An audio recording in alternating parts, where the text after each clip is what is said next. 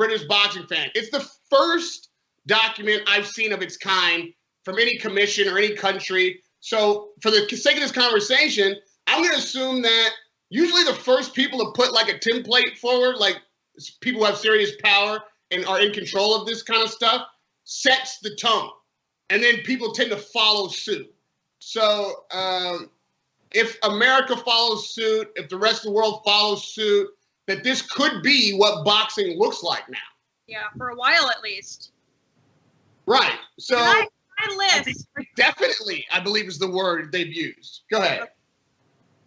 Can I list off who should not attend before we start? Well, yeah, that's exactly what I want to do. Yeah, go for it. It says who should not attend the tournament.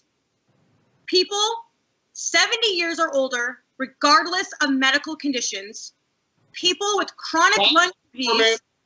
Sorry. What? There goes Foreman. I'm just saying. What's next?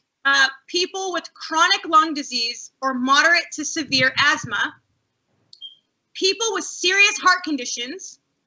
There goes Evander Holyfield. People who are immune compromised. People with chronic neurological conditions. People who are seriously wait, did you hear this one? People who are seriously overweight. What's the cap? So Andy Ruiz can't go either? It's clearly saying that a lot of people should not attend. People with diabetes, people with chronic kidney disease or undergoing dialysis, people with liver disease, those who are pregnant. So no new champion's wife. Basically. Or, God forbid, any female correspondent get pregnant and can't go to work. Those who are currently self-isolating as a result of the household member being COVID, that's pretty standard. Like, any person who has tested positive for COVID within the previous 14 days, standard. Any person returning from abroad within the last 14 days or an overseas boxer, which means that if you and I would have to choose, if we got invited back, we would have to choose between events if they were overseas, because then we would be required to only attend one every 14 days if it was international. Well, I think, at least my reading of that would be we'd have to go over 14 days early, which is really... What if they were back-to-back is my point. But once we're there, we've been there for, right? Like, once you're in the country for the 14 days. But Michelle, think of it this way. Unless we were in Saudi Arabia, and the following week there was an event in the UK. Yeah, but then then how could Matchroom have a fight in Saudi Arabia and then the UK the next week? With all due respect, I like the idea that we're moving forward, at least hosting events, okay? But when we continue to read down, a lot of it doesn't make sense. So I'm like, wait a minute. How are we supposed to do that? How are somebody supposed to quarantine 48 hours prior to the event? How does the weigh-in work? Are they going to push the press conference a few days earlier? Sure, I'm sure that's fine. But how would a weigh-in work? The weigh-in has to take place the day before. How does a lot of this work for promoters or management and the fighters if the requirement is that you have to quarantine 48 hours prior to fight night? Right, and then think of this, because this did happen in the UFC, who has a fight tonight. I'm kind of interested to see how that plays out. They're having a fight in Florida.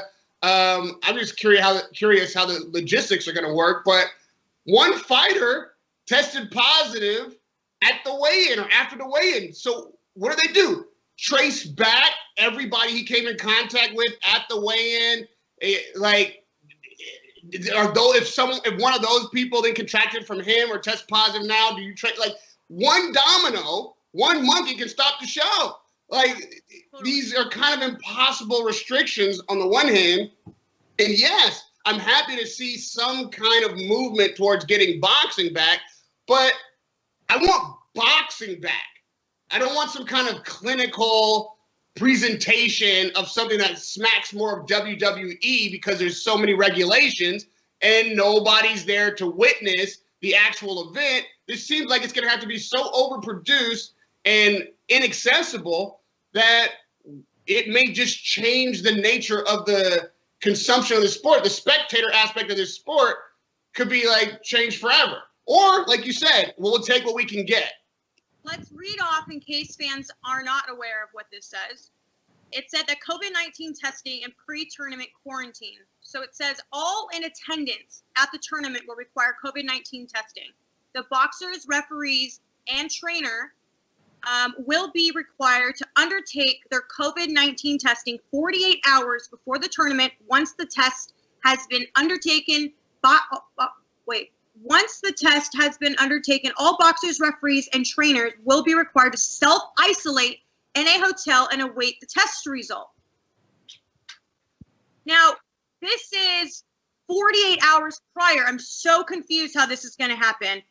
It said that the Bbboc must be informed of all test results a minimum of 24 hours before the tournament. Well, how is that? Now we're down to 72 hours. That's exactly. Also, that makes sense. Also, does that mean health provision is the responsibility of the promoter? Yeah, so it's supposed to pay for everyone's hotel room. Well, we're really screwed. We're not going to these events. Right. And no one pay for us to attend. Oh, I guarantee you they will put that cost on us. But then the thing is, if they do that and leave it up to us, how can they then be responsible for our behavior unless they're monitoring it? And this is all, what is this all on the honor system? Not like everybody in boxing isn't honorable, but are we saying that the fighter now cannot engage his own trainer for 48 hours before the fight and up into maybe even through the weigh-in? Like, how does that work? If it's a 24-hour notice before the event, well, okay, then that makes room for the weigh-in. But then now we're pushing it back to a Wednesday before the fight, meaning that while the most crucial days on which the fighter is supposed to be getting down to his weight, and we all know how difficult it is for a lot of fighters to make that weight, the 2 days prior, they can't be in contact with their trainer or anyone else. They can't go anywhere. They have to sit around for 48 hours in an isolated space by themselves and then do the weigh-in? What fighter's going to be able to do that? I don't know. And it even says COVID-19 screening on arrival at venue. So this is fight night. Upon arrival at the venue and prior to entering the arena, all attendees will have their temperature taken and pre-tournament medical questionnaire reviewed. All attendees must bring a copy of their COVID-19 test result to the venue. If any irregularities are identified, the individual will not be permitted to enter the arena. Yeah, I mean, okay. From the boxers win-in corners.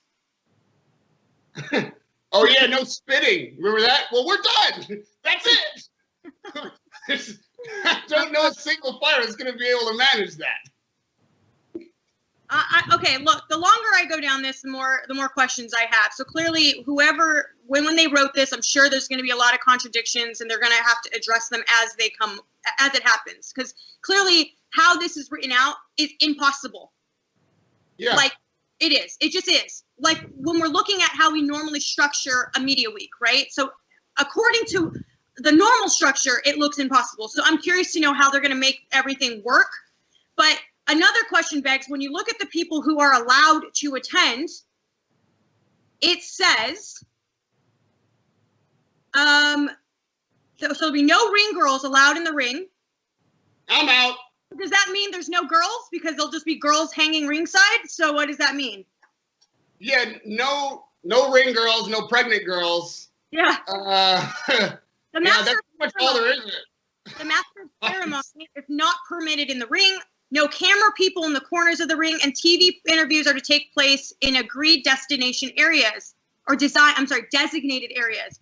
It says TV commentary area must have space enough for social distancing. The only persons allowed in the ring prior to and after the contest are the boxers, one trainer, referee, and a medical officer. They have to be sitting 2 meters apart.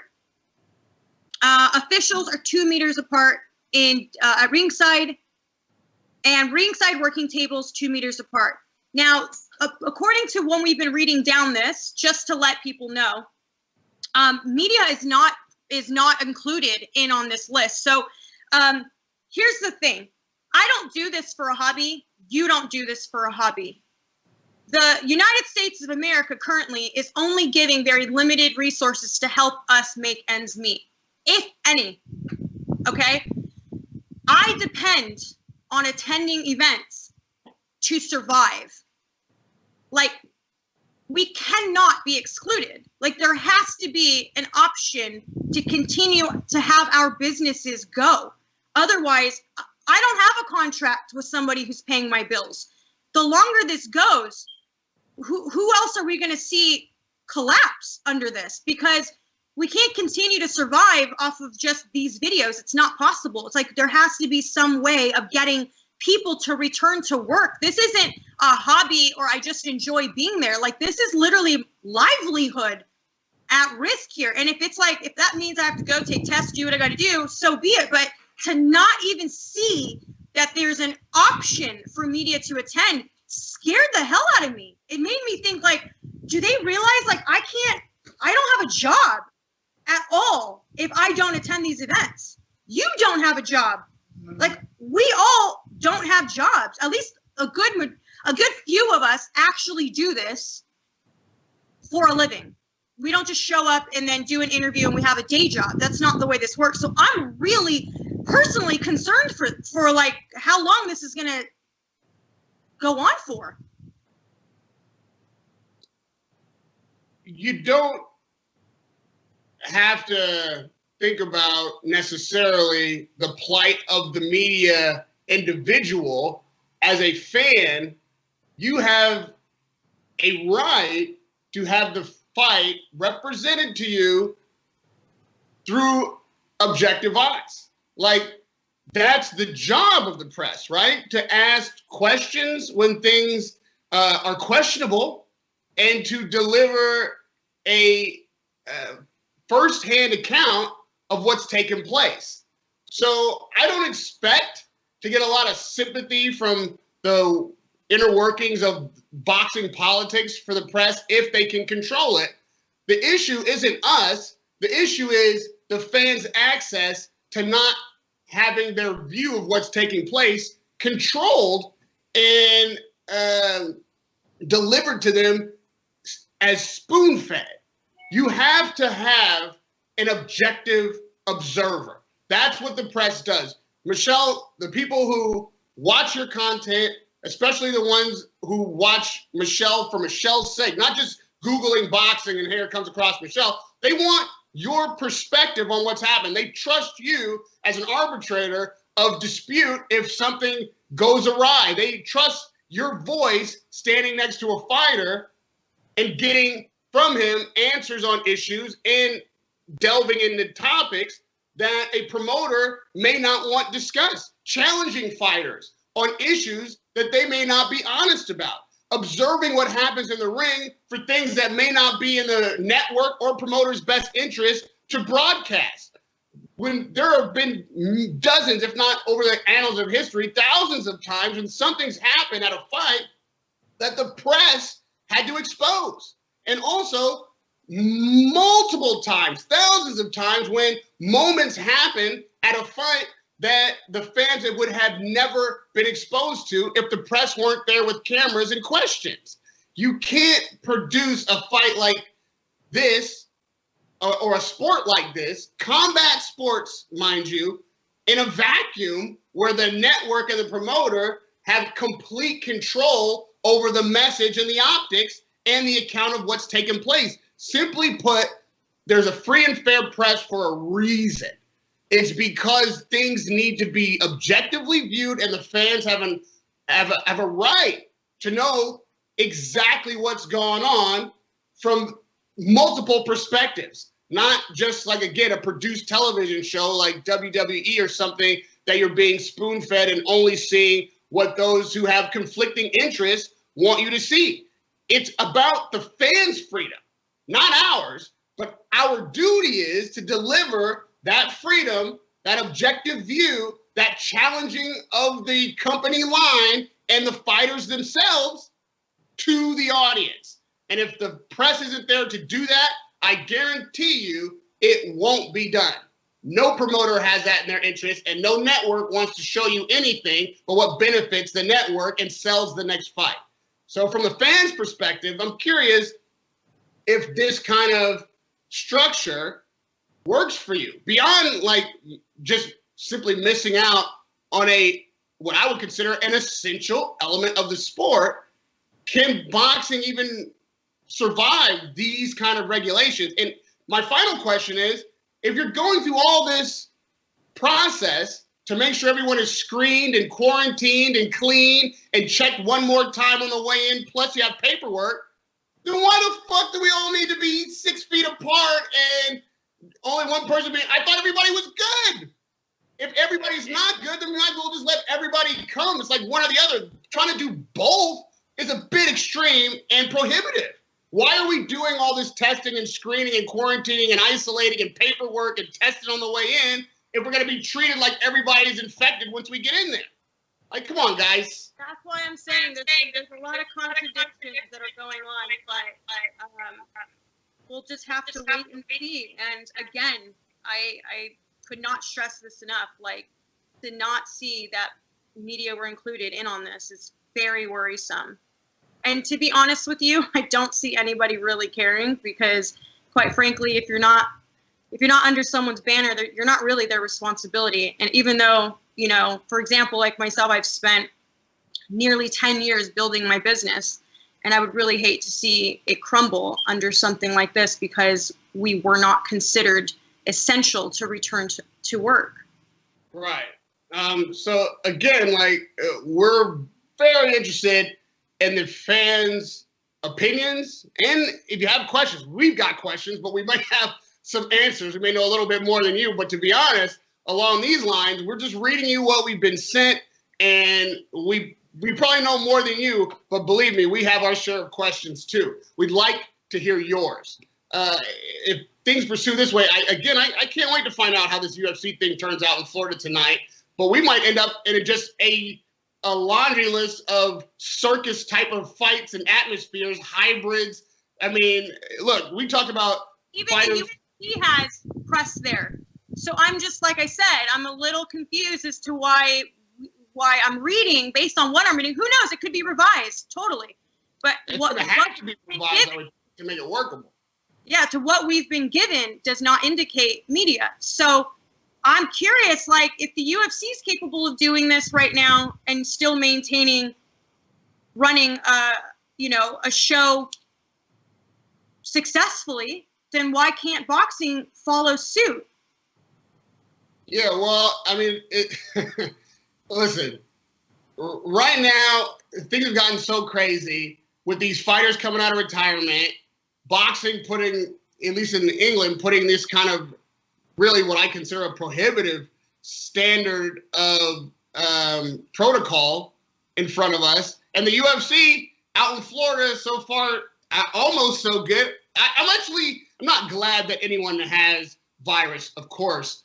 This is not what that's about. But as a test case, since someone unfortunately does have it and did participate in the buildup and the event immediately prior to the actual fight night, and then the system worked and was discovered, I'm curious to see how that then affects the event, what the protocol is going forward. I mean, you have to credit the UFC with getting out front and taking a risk and doing the thing, and now they've got a case that's been exposed and see if they can continue on, if this show actually happens ultimately, and in what way. Because more so than like a document that seems a bit extreme, we should follow a model that works. And the UFC has gone out there and tried to create a model that might work, and I'm interested to see if it does.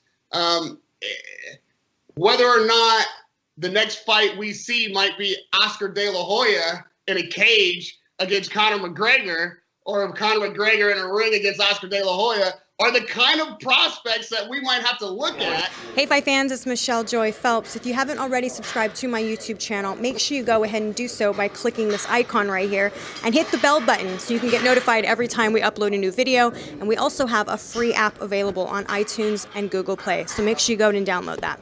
Bye Fight fans.